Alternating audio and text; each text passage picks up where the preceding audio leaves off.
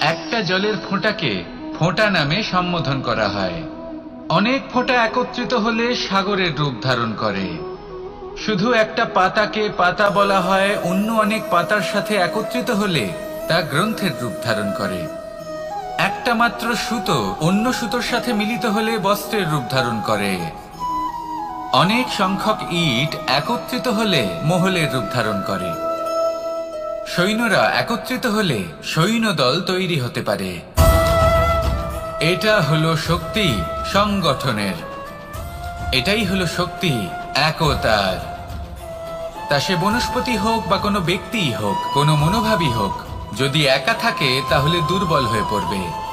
যদি সংগঠিত থাকে তাহলে শক্তিও বাড়বে আর আপনাকে সামনে এগিয়েও নিয়ে যাবে। তাই এই একতায় বিশ্বাস রাখুন আর আমার সাথে ভালো